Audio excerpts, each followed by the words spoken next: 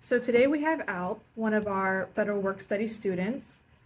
Alp took a trip to Germany over the spring break, and we wanted to talk a little bit about German language and culture, as well as show you some of the trip.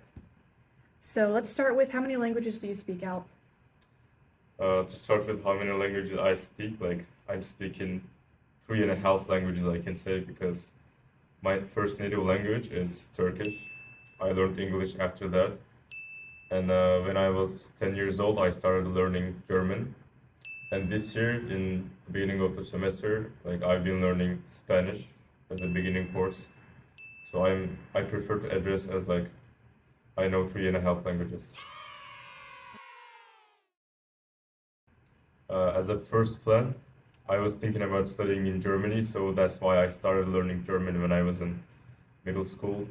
Like I've been learning English my whole life because I knew that I was definitely gonna go study abroad. So like I wanted to preserve that international ability to communicate with everybody in like the possible countries I was planning to go to. Learning German was also kind of planned because Turkish people have a lot of connections in Germany, and many people prefer to go to Germany to study or live. That was a possibility for me, so my main aim to learn German was professional and education wise. Awesome. So I wanted to ask you, what do you like about the German language and its culture? First of all, the thing made me start learning German was some video games I played and some German TV series that I've been watching. The way that German sounds to me was really charming, and I really like the accent. And German language is has the capability of being able to be a literature language. And like I've been reading a famous German philosopher Goethe and Immanuel Kant for philosophical books, and I really like their writing style, and I thought that I should definitely be able to read their original versions instead of the English translations. Those were some reasons why I started learning German.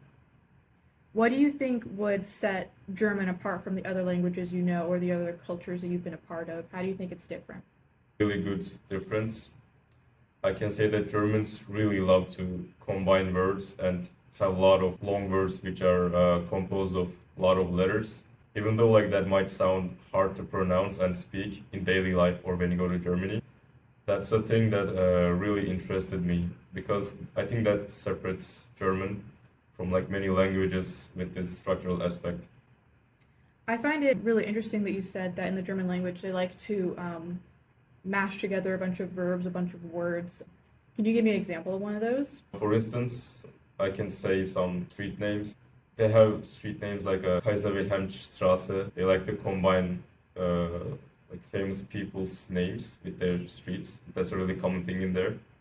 But besides that, they have like the opportunity means Möglichkeit there, and I think it's composed of like 12 words to say opportunity. So that's one of the examples I can give.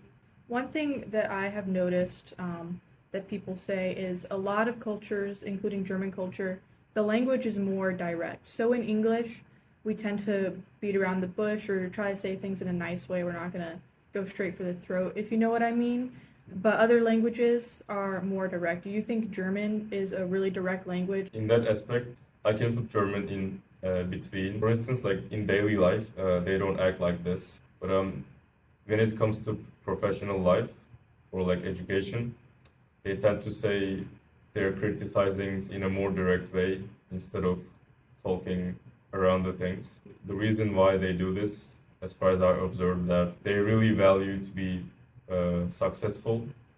So, like if somebody is affecting their group study or like a collaboration in professional life, then they don't hide their feelings or words. Like they try to be honest, but at the same time reflect their criticizings in a more direct way. Something I noticed was that they have clock towers that are still being used.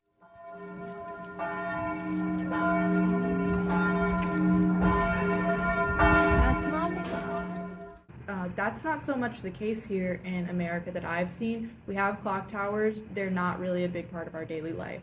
So I was wondering if you had any insights about why Germany still uses clock towers. Do they use them every day? At what times do they ring? When it comes to like more rural and countryside areas like Munich as a town, I think they like still like to use it because like they formed a tradition and like wherever city you go in the countryside, you always see like without an instance a clock tower in every like main hall of the city areas. And one of the oldest clock towers known to mankind was made in Germany. And after they build the clock tower, they form the city around it. Like it's so important for them.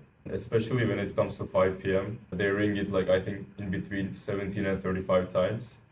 And when they ring the bells, they make the clock towers move and function the little statues they contain to make like a visual art show for the visitors in the city.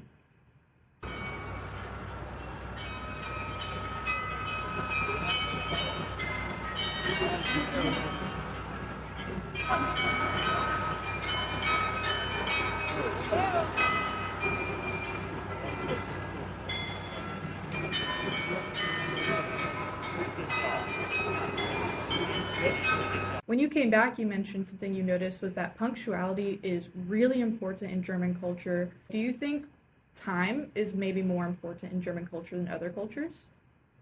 Yeah, they really value time. They have this word pünktlich, which is the exact translation of punctuality, and they use it a lot in the daily life to address the importance of time.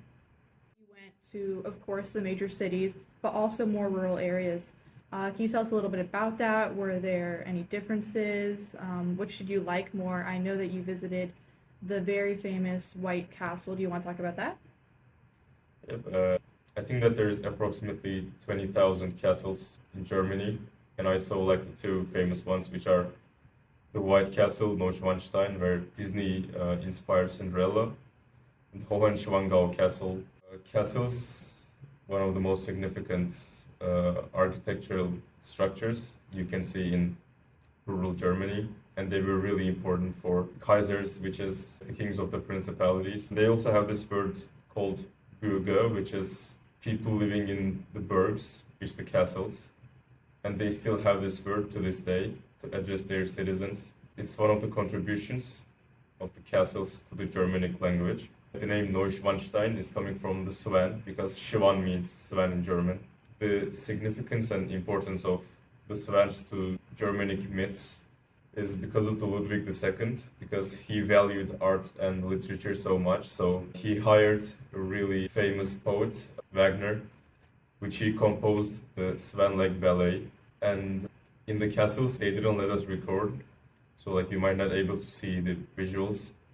But as much as I can tell is all the walls contained the swan myth, and everywhere was decorated with swan ornaments and little statues to address this really famous and important myth to Ludwig II. The Alpsee contains a lot of swans, and it is located in between Hohenschwangau and Neuschwanstein and the other two castles that I couldn't go to. You said that there is a lot of live music in Germany, like that is the norm. Do you want to talk a little bit about that? Yeah, especially in Munich, they have the places they call Hofbrauhaus, which is like the big halls where people casually go and like find some open seatings, and they order beers. The music is endless there. Like they're open till like 12 a.m. or like 1 a.m. and everybody keeps singing and keeping the live music up while enjoying their brewery in the place. And that was really entertaining for me because instead of sitting in like a silent place, only hearing the crowded sounds, definitely hearing the cultural music was like my preference to be there.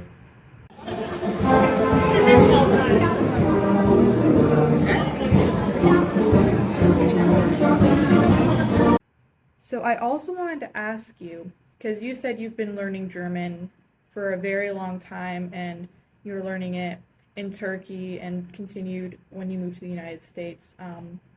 A lot of people say when it comes to language learning, immersion is the best way, and that is surrounding yourself with the target language.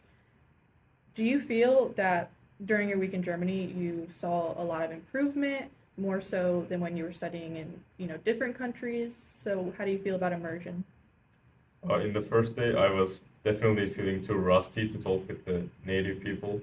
Even though I've been practicing my German for like many years, I haven't been to Germany and spent a lot of time to be able to adapt their language and learn how to speak properly in their way.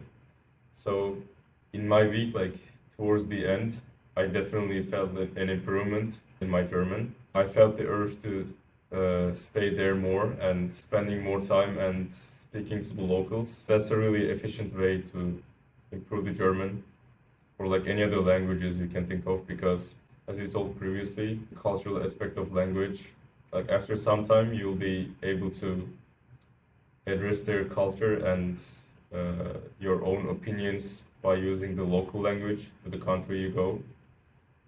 And that would be really helpful if you have the opportunity to live in the country that you learn the language of. So we're gonna wrap up the video, probably put in more clips for you to see exactly what Alp saw on his trip, and we're gonna say goodbye. Ja, auf Wiedersehen. Dankeschön für die Video. Bye guys!